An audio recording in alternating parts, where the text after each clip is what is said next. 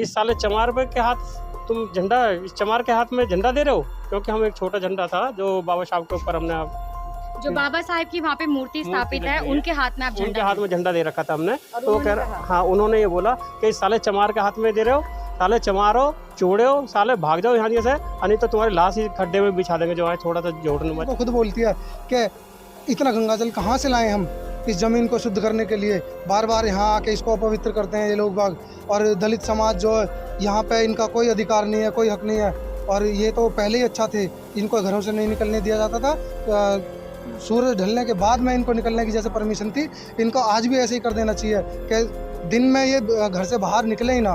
और आज भी हमें बंधुआ मजदूर बनाने का जो ये मानसिक रूप से गुलाम बनाने की जो प्रक्रिया है वो पूरे जोर शोर से हमारे ऊपर लाद रहे हैं। 15 अगस्त को हमारे देश को 75 साल पूरे हो चुके हैं। एक तरफ मोदी जी देश के प्रधानमंत्री लाल किले पर अभिभाषण दे रहे थे, वहीं तुगलकाबाद के जाटव मोहल्ले में यहाँ पर गुर्जरों ने जाटव समुदाय पर हमला कर दिया, सिर्फ इतनी सी बात पर कि आप देश का तिरंगा यहाँ नहीं फहरा सकते।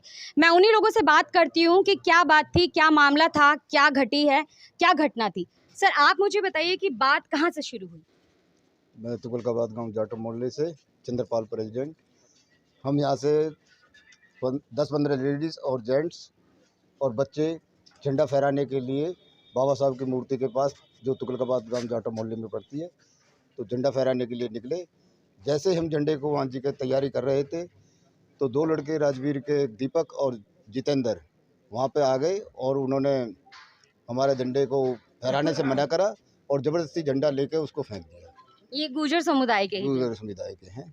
तो कभी आप यहाँ जी के झंडा नहीं फहरा सकते। मन की क्यों कि भाई ये आप यहाँ जी के चमार की मूर्ति लगा दी है, तो आप चमार है खुद, तो आप कैसे आ गए यहाँ जी के, आप यहाँ जी के जाओ। मतलब उन्होंने बाबा साहब की मूर्ति को कहा कि ये चमार की मूर्ति की है। पहले मूर्ति लगा दी है तुमने, यही काफ़ी है। तो आप भी फिर यहाँ जी के झंडा फहराने आ गए, तो इसलिए आप यहाँ जी के से बाहर निकलो और नहीं तो यहाँ जी के पिटोगे। तो वो कह लगे कि भाई हम यहाँ जी का झंडा फहराने के लिए आए हैं, देश आज़ाद है, पूरा देश आज़ादी का जश्न मना रहा, तो हम भी झंडा फहरा के ही जाएंगे। कि नहीं, आप झंडा नहीं फहराएंगे। बहसबाजी में वो करते हुए हमारे लोगों पे मारपिटाई पे उतर आया। तो जैसे ही मारपिटाई शुरू हुई तो 7-8 लड़के और थे उनके, जो उन्होंने हमारे ऊपर पत्थरबाजी कर दी, जो कि कई आदमी हमारे घायल हुए, जो लेडीज़ भी है और जेंट्स भी है। तो ये पथराव उनकी तरफ से पहले हुआ या आपकी तरफ से? उनकी तरफ से पहले हुआ। उनकी तरफ से। हाँ जी। तो इसमें कितने लोग घायल हैं अभी? 3 लेडीज़ है और 2 जेंट्स हैं। 2 लड़कों को मामूली चोट थी, वो ठीक है, नॉर्मल है, कोई ऐसी नहीं है। मेरे साथ जो उस घटना में घायल हुए हैं वो शख्स हैं, मैं उनसे जानूंगी कि क्या उनको कितनी चोट आई है, अभी उनकी स्थिति कैसी है और अभी वो क्या कार्रवाई के लिए जाने वाले हैं। सर आप मुझे बताइए, मतलब कहाँ से कैसे शुरुआत हुई इस पूरे मुद्दे को? मैम मैं रवि कुमार इस तुगलकाबाद विधानसभा का महासचिव हूँ बसपा से, और जहाँ पे हम खड़े हैं यहीं से शुरुआत हुई थी। हम सभी बच्चों को, लेडीज़ों को लेके जो है, जैसा कि 75वां जो है स्वतंत्र दिवस था, तो हम यहाँ से चले और नारेबाजी जय भीम जय भारत के हम जो बाबा साहब पूरी दुनिया के प्रतीक है, सिंबल ऑफ नॉलेज हैं, उनको उनके नारे लगाते हुए हम चले। और बड़ी खुशी का माहौल था यहाँ से भी, और हमें कोई अंदाज़ा नहीं था कि इस तरह से हो जाएगा। हम वहाँ जैसे ही वहाँ पहुँचे तो उन्होंने झंडा लगाने का पहली बात तो विरोध किया, उसके बाद उन्होंने झंडा फेंक दिया। उसके बाद जो है हमने उसका विरोध किया कि भाई हमारा भी हक है, आज स्वतंत्रता दिवस है, बाबा साहब की कई सालों से वहाँ स्टैचू लगी हुई है, तो उस पर हम हमेशा जाते हैं। और जैसे ही हमने झंडा फहराना चाहा तो उन्होंने जो है हम पे अटैक कर दिया। उसके बाद जैसे ही उन्होंने पहले तो झंडा मना किया, उसी दौरान मैंने तुरंत 100 नंबर पे कॉल कर दिया और सिर्फ 2 से 3 मिनट के अंदर अंदर पुलिस आ गई और पुलिस के सामने हम स्टेटमेंट दे रहे थे, उसी दौरान उन्होंने हमला कर दिया और पुलिस वहाँ पे जो है 4 कांस्टेबल वो देखते रहे। मतलब वहाँ पे पुलिस थी जब पथराव हुआ? सामने ये चीज़ें हुई हैं, वीडियो हमारे पास है, सारे एविडेंस हमारे पास हैं। और आज चौथा दिन है, SHO या कोई भी अधिकारी ने कोई कार्रवाई नहीं की है, कोई गिरफ्तारी नहीं हुई है। हम DCP ऑफिस जा रहे हैं इस वक्त और हम अल्टीमेटम देंगे कि या तो उनको आज गिरफ्तार करो, नहीं कल हम आंदोलन जो है अस्थाना साहब के जो कमिश्नर है उनके वहाँ पे करेंगे जो है। आपने कितने लोगों के नाम इसमें मतलब बताए हैं, कितने लोग इसमें शामिल थे, कुछ संख्या में आपने उनको बताए हैं? संख्या में हम 810 लोग बताए हैं, जिनमें नामजद हैं वो हमको बताया, जैसे कि हमारे जो प्रधान जी बता चुके हैं, चंद्रपाल जी जो है, जितेंद्र है, दीपक है, और 2-3 लड़के और हैं, रिंकू सौरभ उनकी जो है उनकी मम्मी है जितेंद्र की। तो हमारा ऐसा कोई गुर्जर भाइयों से कोई विवाद नहीं है, क्योंकि सभी बहुजनों में आते हैं, SC ST OBC पर। लेकिन ये जो जातिवाद है ये एक मानसिक बीमारी है, तो इस जातिवाद के चलते उन्होंने जो हमें वो छोटा मानते हैं जो है, तो इसी के चलते हुए वो चाहते नहीं है कि यहाँ, हम चाहते हैं कि बाबा साहब का पार्क बने। वो ज़मीन सरकारी है, ना तो हमारी है ना उनकी है, लेकिन उसमें यह है कि ज़मीन सरकारी है, लेकिन ये पूरा गांव ही सरकारी ज़मीन पर है, आर्कोलॉजिकल की ज़मीन पे बसा हुआ है। इधर के MP हैं, MLA हैं, पार्षद हैं, है ना, वो भी वोटों से जीतते हैं, लेकिन ना कोई MP, ना पार्षद, ना आम आदमी पार्टी के सहीराम जो विधायक है वो हमारी सुध लेने आए। आप मुझे बताइए, जब आप पे पथराव हुआ था उस टाइम पे पुलिस वाले मौजूद थे, उन्होंने किसी तरह की कोई कार्रवाई की? उसके बाद पथराव कितनी देर में रुका? कुछ ऐसे मामले में पुलिस ने तुरंत कार्रवाई की या फिर वक्त लिया उन्होंने? तकरीबन 3 से 4 मिनट ये पथराव चला जो है उनकी तरफ से। हम लोग जो है, हम जो लड़ने वाले लोग नहीं हैं, हम बाबा साहब के कानून को मानने वाले लोग हैं। तो हम छोटे छोटे बच्चों के हाथ में झंडे थे, आप वीडियो में देख सकते हैं। तो हम वहाँ पे जो है खुशी मनाने गए थे, और उन्होंने हमारी खुशी को मातम में बदलने का काम किया, और राष्ट्रीय ध्वज का उन्होंने जो है बहुत बड़ा अपमान किया। उसकी धारा पुलिस वालों ने लगाई नहीं उन पे, जो रासुका लगनी चाहिए, नहीं लगाई है? नहीं। क्योंकि यहाँ का जो दबाव है, यहाँ का जो प्रशासन पे दबाव, आपको पता है राजनीति दबाव होता ही होता है, कि भाई जो जिस समाज का नेता होता है वो उसकी पैरवी करता है। इसलिए तो हमें जो है अभी दबाया भी जा रहा है। हमारी जो है, मैं आपको बता दूं, लोगों से, हमारे लोग कुछ काम करते हैं दुकान किस तरह का दबाव आप पर बनाया जा रहा है? दबाव ये है कि हमारे लोगों को बोला के दुकानें खाली कर दो हमारी जो है। और ये कौन लोग हैं जो आपको ये इस तरह की बातें बोल रहे हैं? ये सब गुजर लोग हैं, उनकी आज पंचायत हुई है, उन्होंने बोला भी हमारी दुकानें खाली कर दो।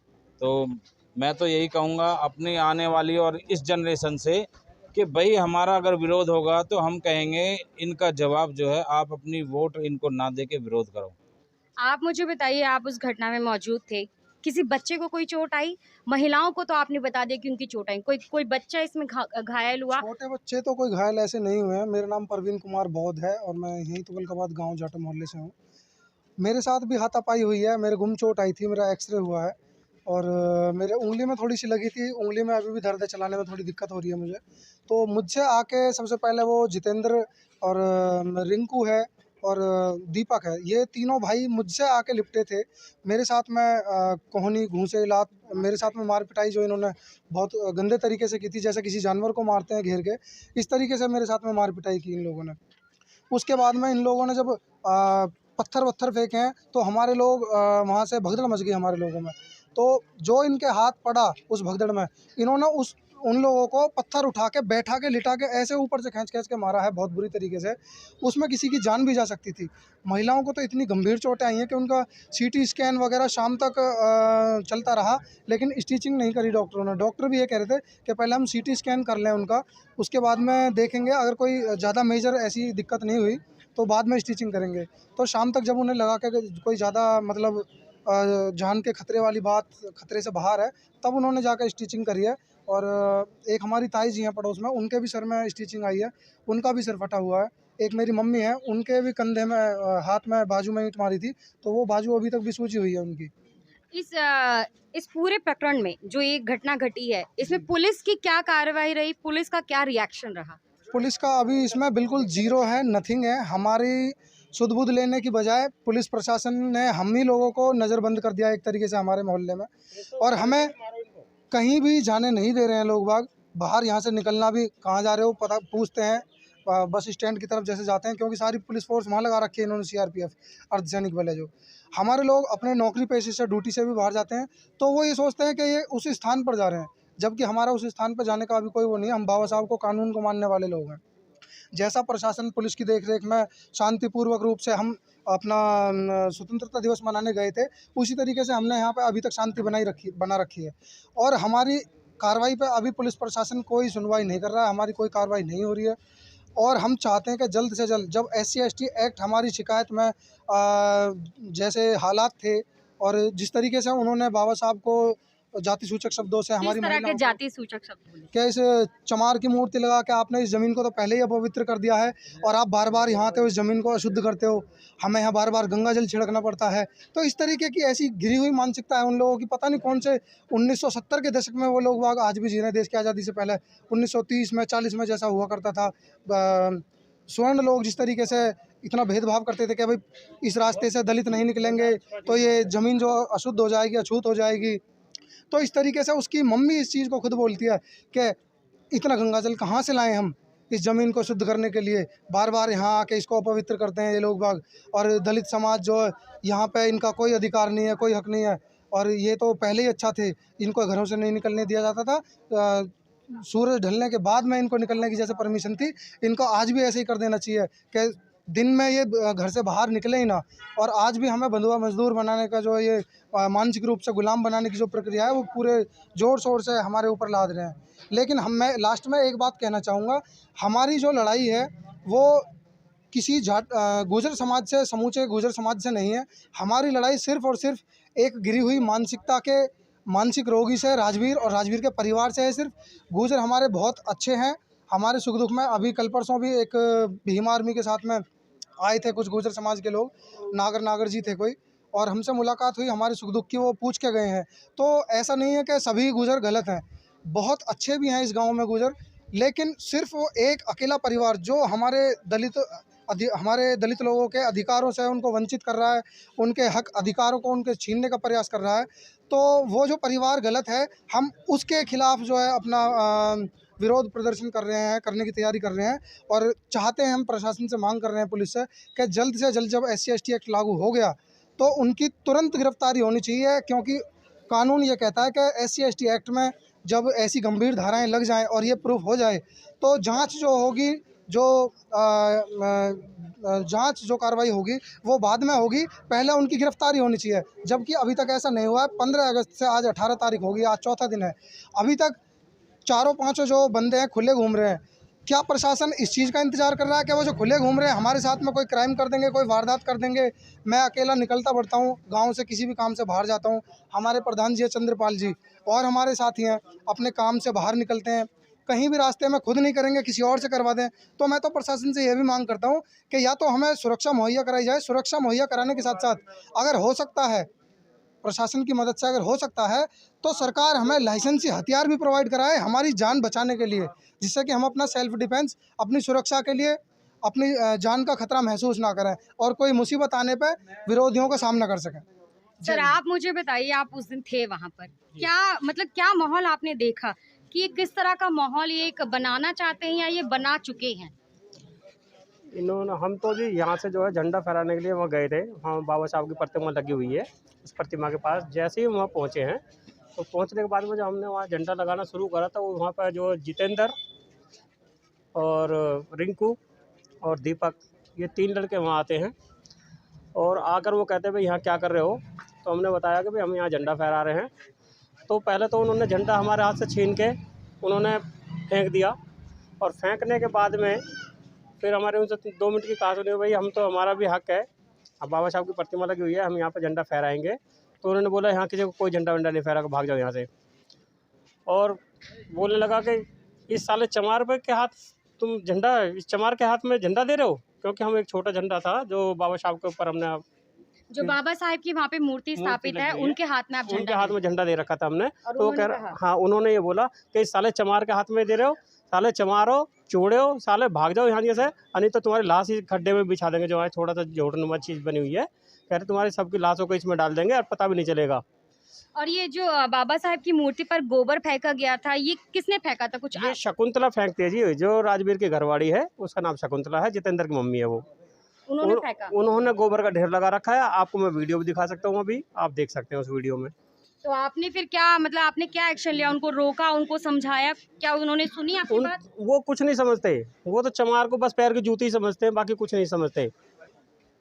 तो अभी आप पर किसी तरह का कोई दबाव बनाया जा रहा है किसी तरह? अब जैसे मुझे बताया गया कि यहाँ पे गुर्जरों ने पंचायत की है, तो वो पंचायत के बारे में आपको पता था? कोई आप पे दबाव किसी तरह का कुछ? दबाव के बारे में तो आज यही पता चला है कि हमारे समाज के कुछ जो सदस्य हैं जिन्होंने उनके गुजरों में जो है टेलर वेलर की कई दुकानें खोल रखी हैं। जो आज सुनने में आया है कि सारे जो गुजर समाज ये कह रहा है कि इन चमारों को जो यहाँ से सबकी दुकान खाली करवाओ, इनके जब कमाई के साधन टूट जाएंगे तो ये अपने आप हमारे पैरों में आके झुकेंगे। ये उनके शब्द हैं। जी। तो देखा आपने किस तरह से बाबा साहेब की सिर्फ मूर्ति पर झंडा लगाने को लेकर गुर्जर समुदाय के लोगों ने जाति सूचक शब्द बोले। बताया जा रहा है कि यहाँ पर अभी गुर्जर समुदाय की पंचायत हुई है, जिसमें बताया गया कि जाटव समुदाय के लोगों की जो दुकानें हैं, जो इनकी रोजी रोटी है, उसको बंद करवाने के लिए बोला गया है। बबीता गौतम के साथ आप देख रहे हैं द मूक नायक।